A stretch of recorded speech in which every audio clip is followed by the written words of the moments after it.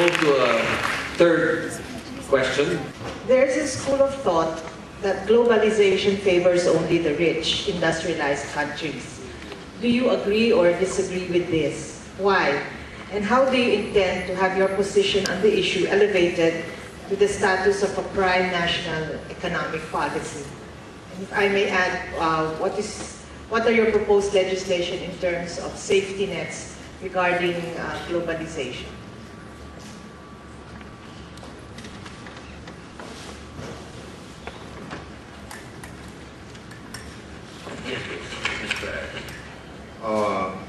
Generally, globalization is good for the whole world, but to underdeveloped countries like the Philippines, I think there should be a lot of exceptions to be placed in that particular policy.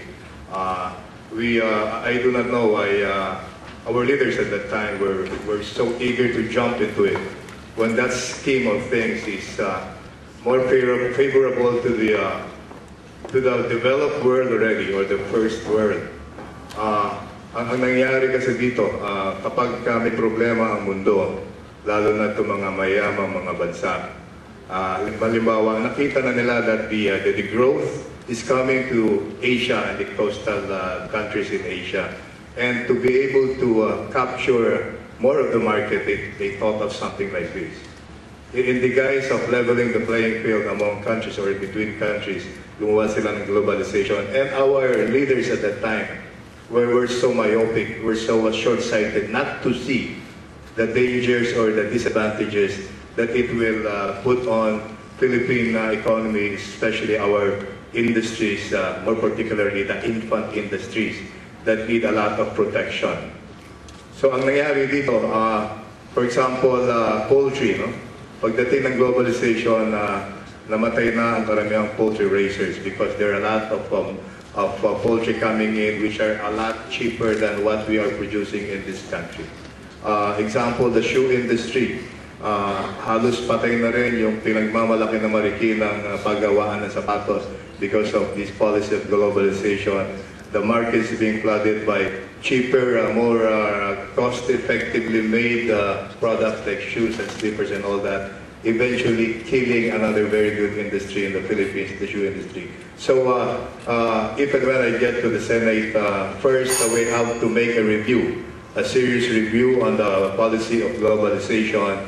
And if we can have it, but only for the good points that they have and remove the bad points against the Philippine economy, then we can. But if we cannot do that, if the choice is all or nothing, then we have to reject it. Globalization is not only a policy, it's also a reality. So we have to balance off the two from each other, no? Meaning we cannot say that our country can exist alone and neglect or think that globalization does not exist, no?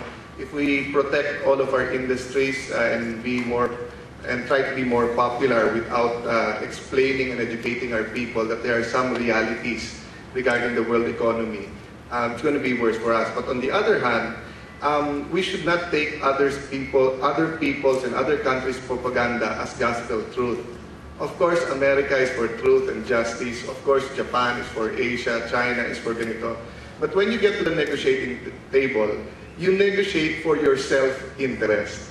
And that is not necessarily a bad thing. The problem with Philippine negotiators is that they take the opposite view. Yung interest ng nasa kabila ng mesa ang kanilang pinaglalaban. So normal, pagkausap mo America, United Kingdom, China, they will push for provisions that will favor their nations. That is their mandate from their people. The problem is, tayo, napaka-gullible natin in the world scene, na as if kung ano sabihin nila, automatically totoo yun, just because they're richer. But also, we cannot walk out from the table, diba?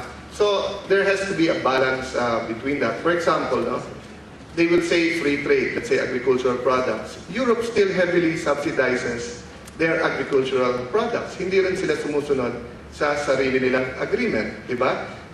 Among Europeans, pwede kang yung labor from one country to the other. Sa atin, tourist ka lang eh. Kung hindi ka nakasuot ng maganda, hindi ka nakaalahas, etc., baka hindi ka papasukin sa country nila because they think that you're going to overstay there or something. There's really no equity, no? So having said that, what are the things that we can do? Number one, yung safety nets, not necessarily subsidies. For example, we have the biggest food terminal in Asia, but we're not using it as a food terminal. Kung yun ay gagamitin ng silo for our farmers, magamit. Number two, negotiation, yung JEPEPA. Of course, we want the free trade, but do we want the garbage of Japan dumped here? And it's already being done. Yung mga computer chips na luma, etc., dinadump na pinapasok na dito, container, no? So the Senate should not be blackmailed by Malacanang or bigger countries, not take it or leave it. When we reject a treaty, the executive can renegotiate it, then come back with a bigger and a better treaty. Ang problema, parating sinasabi, pag nireject namin, yung if the economy falls, if it's the end of the world, it's the Senate's problem, which is not true. You always negotiate to favor your own people. Thank you, Mr.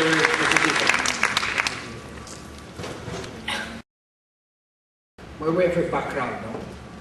Ever since the Philippines decided to be part of the WTO, the World Trade Organization, what that meant is we had to give up part of our sovereignty. Meaning, we in principle agreed to be subject to the rules, the World Trade rules. No? The World Trade rules that unfortunately is wreaking havoc on our economy. Kuya Jess Paredes mentioned about the shoe industry in Marikina. That's not the only industry that has died. Many industries have died. That's why you will see that globalization has the ugly head of creating a joblessness growth in this country also. You know, when the government talks about creating jobs, they have to create jobs for 1.2 million Filipinos entering the labor force every year. But so far, they have been able to create only 700,000 jobs. So where do the other 500,000 persons go? Well, some just stay at home, perhaps they be part of the joblessness, or they become entrepreneurs that we all hope you will become. Or they vote with their feet. They join the 3,000 who leave the country every day. So what do we have to do as a stopgap measure? Well, first of all, we should not have agreed to lower the tariff barriers and the non-quota barriers ahead of our other partners without putting the safety devices that Alan mentioned here. Because, you know, the safety devices are important. Look at Malaysia. Malaysia is a good country to study. In the case in point, it's our neighbor. They put the safety devices before putting into reality those lowering of tariff and non-tariff barriers. If they can do it, I don't see why we were even going ahead of the big nations. Now, globalization, I agree, is a way for rich countries to dump their products on countries like the Philippines. There were times when they would dump milk or cheese in the open sea, if only to control the prices of these products. They could have given it away. No. The public 480 that the United States uses to give us wheat and rice and what have you is not a grant per se. We have to pay for that. But in the meantime, thank you very much, Uncle Sam, you gave us the money to buy products produced by the American farmers. So, in other words, we have to balance and put in place a parameter. It needs legislation, no doubt, because the current government and the previous governments just went in blindly and now we're suffering. Therefore, we have to perhaps balance out the tariffs once again and the non-tariffs. Thank you, Mr.